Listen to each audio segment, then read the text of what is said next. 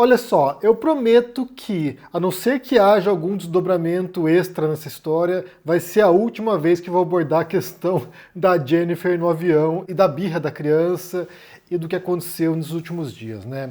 Porque o que aconteceu agora foi que essa história foi parar no Fantástico. É sério. Se você assistir a reportagem, são 10 minutos de uma reportagem que não faz o menor sentido, sabe? É o cúmulo do ridículo, e aqui, como eu falei ontem, você tem um não evento e que se tornou um símbolo de alguma coisa, né?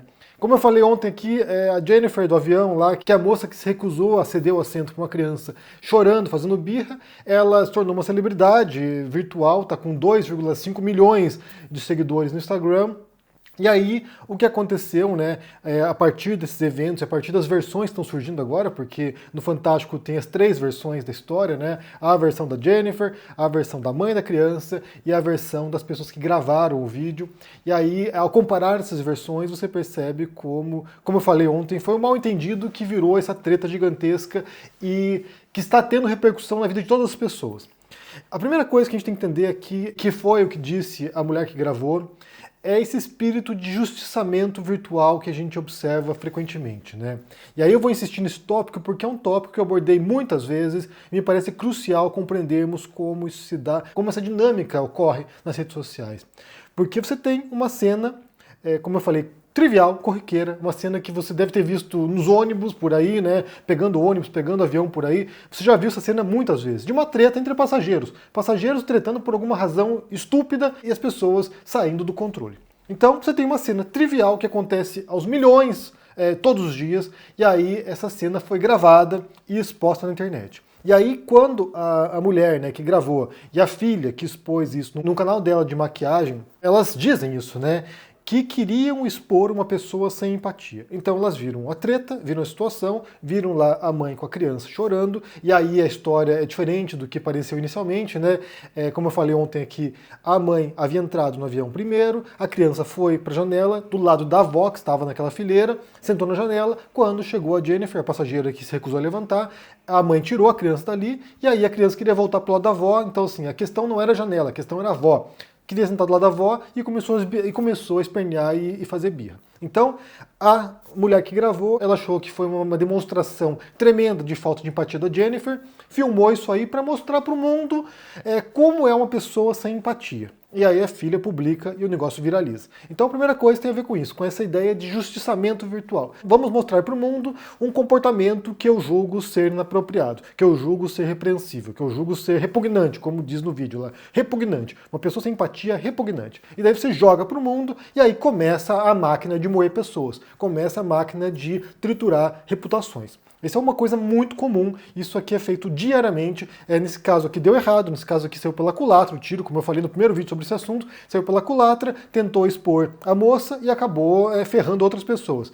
Mas isso acontece diariamente, que é de você singularizar uma pessoa por alguma coisa que você julgue, né? Ah, foi racista, foi homofóbica, foi transfóbica, foi, sei lá, qualquer outra coisa que você possa imaginar, xenófoba e assim por diante. É singularizar a pessoa e jogar para o mundo para que aquele caso sirva de exemplo. É um caso pedagógico para que as pessoas não sejam mais preconceituosas, não sejam mais escrotas, não sejam mais repugnantes. Então, isso é feito virtualmente. Você pega um caso, um singular na realidade, joga para a internet e frita a pessoa para que isso, em tese, mude a sociedade. E não muda porra nenhuma, não muda nada, né? Então, assim, você joga isso na internet, a pessoa tem a vida destruída e não muda nada.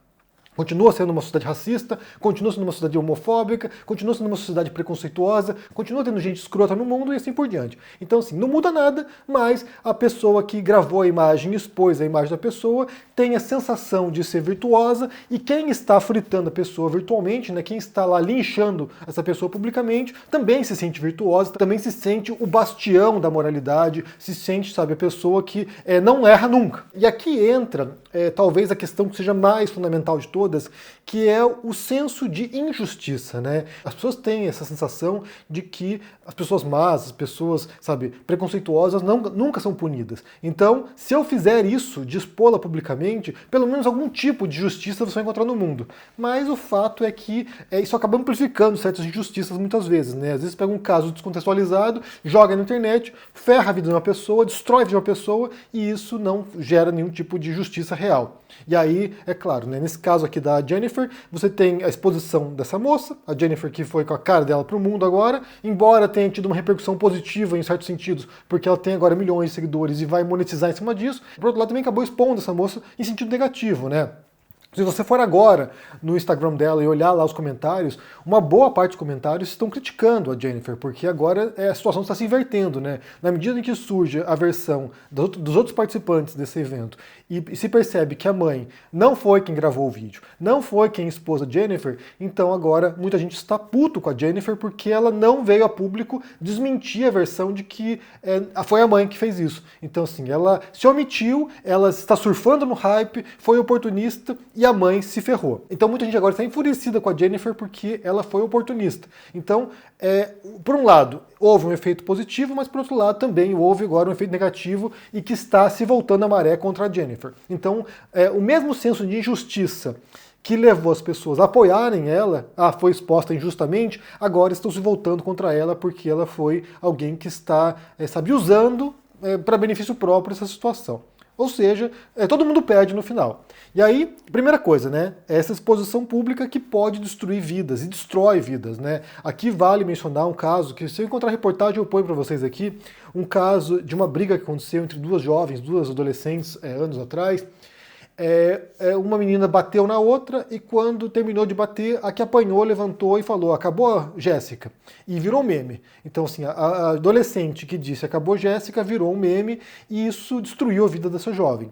Então ela passou a tomar remédios psiquiátricos, ela não sai na rua, então assim, é uma pessoa que foi totalmente abalada por essa exposição virtual que destrói vidas. Se para nós, que estamos aqui voluntariamente, todos os dias, nos expondo aqui, né? A gente vem para cá e fala as coisas, vem para cá, faz as coisas, né? Sei lá, faz um canal de maquiagem, por exemplo, um canal de, sei lá, de games, nós que estamos expostos voluntariamente. Se pra gente não é fácil estar aqui, porque embora haja muita repercussão positiva e muitas pessoas que apoiam, muita gente que gosta do conteúdo, também há muito hate, se pra gente não é fácil, imagine para quem não quer estar aqui, para quem não se propôs a fazer isso, para quem não tem vontade de estar exposto. Imagine como deve ser difícil você ter milhares ou milhões de pessoas metendo o pau em você, te xingando, te insultando, te condenando. A gente não tem preparo psicológico para isso. Como eu falei, mesmo pra gente que está aqui voluntariamente, não é fácil. Basta perceber, por exemplo, ao longo dos últimos anos, a quantidade de youtubers ou de influenciadores que tiveram burnout, que tiveram, problemas psiquiátricos, depressão e assim por diante. Muita gente que você acha, né, que faz canal de humor, por exemplo, tá fudido da cabeça nesse momento. E você acha que a pessoa tá bem.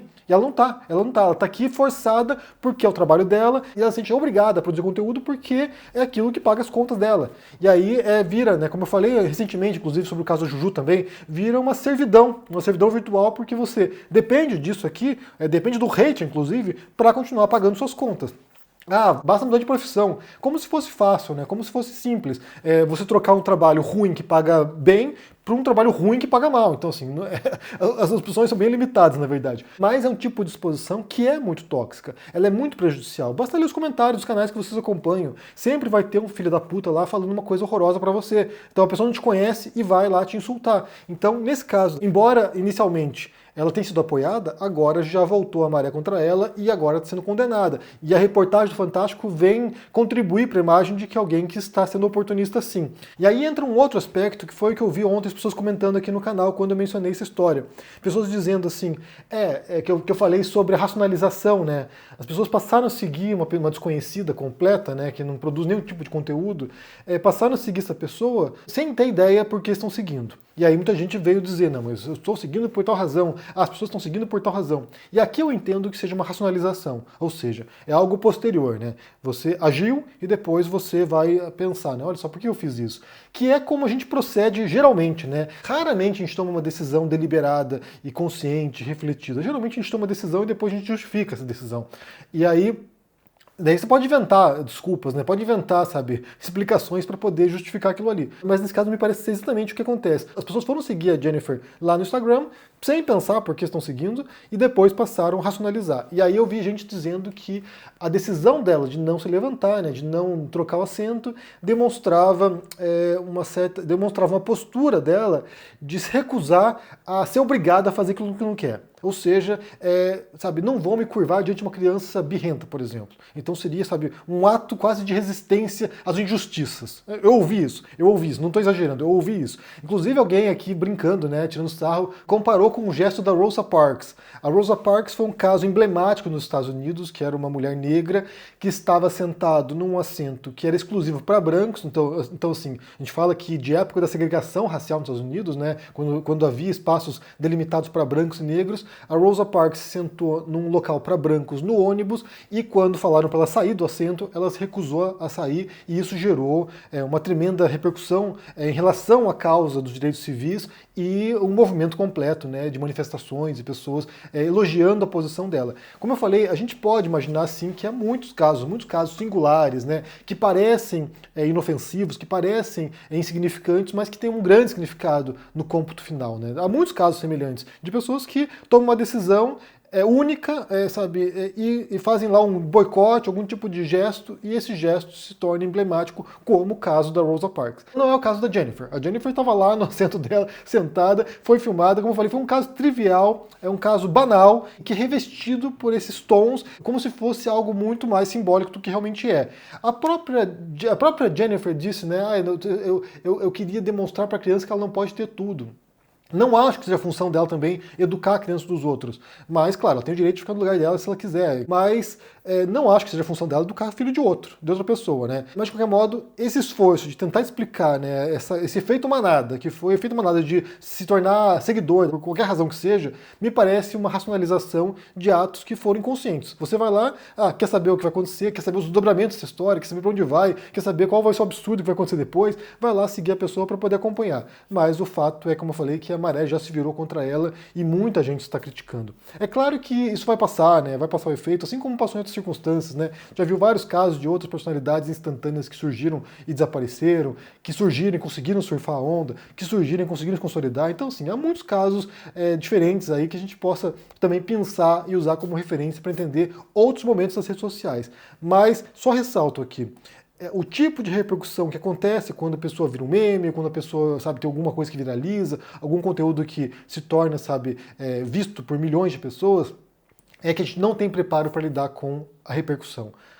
O ser humano, até onde eu saiba, não tem preparo psicológico para lidar com tanta crítica ou tanta interação assim, né? A gente tem que pensar que nós somos primatas, né? Somos primatas que vivemos durante centenas de milhares de anos em pequenas comunidades, com grupos ali de, sei lá, 200 indivíduos, e de repente a gente está nessa sociedade digital informatizada no qual milhões de pessoas estão observando o que a gente faz. Então esse tipo de reação aí, ela pode ser muito perniciosa para o psicológico e para o emocional das pessoas. Dá para perceber, por exemplo, que a mulher que gravou o vídeo lá e que a filha expôs na internet, né, que agora também está sofrendo um monte de hates, ela está muito abalada. Está muito abalada porque deve estar ouvindo um monte de desaforos também e não é fácil. Ou seja, tentou fazer um justiçamento virtual e se voltou contra ela e aí ela está pagando o preço agora desse tipo de hate que existe e que as pessoas usam a internet para isso, né? Então, assim, a gente já falou muitas vezes também sobre isso, né? Sobre o ambiente tóxico e como as redes sociais elas se movimentam a partir das tretas e a partir de interações que são essencialmente negativas. Nós estamos aqui,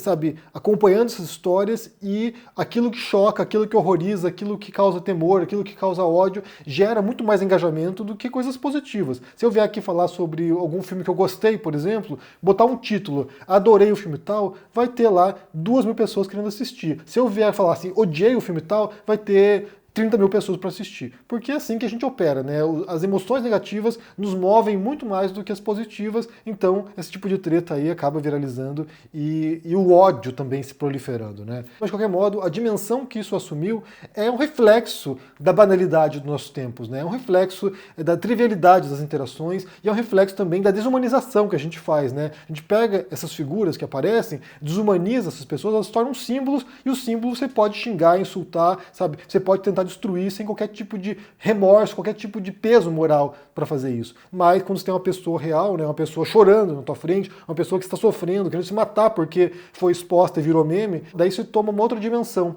toma um outro aspecto que muitos não consideram, que é o caso, por exemplo, como eu falei, da jovem que virou meme e isso acabou com a vida dela. Ninguém quer saber disso. A pessoa quer ver e rir e, sabe, e se indignar com as situações e, sabe, e ficar puto, mas não quer pensar nas consequências do que faz. Mas de qualquer maneira, como eu falei, vai ser a última vez que eu abordar esse assunto aqui, já deu, mas serve como um ponto focal para suscitar várias reflexões sobre o modo como nós interagimos nas redes sociais e o que a gente consome também, aquilo que a gente quer ver, né? O modo como a gente espera esse tipo de conteúdo e a gente se refestela nesse lixão aqui. A gente se refestela. A gente curte isso aqui, né? Curte. Bem, me diga o que vocês pensam aqui no comentário, deixa o joinha, se inscreva no canal aqui, ativando o sininho, isso é muito importante para ajudar aqui no engajamento. Se torne um membro para dar uma força, se cuide por aí. Um forte abraço e até mais. Tchau!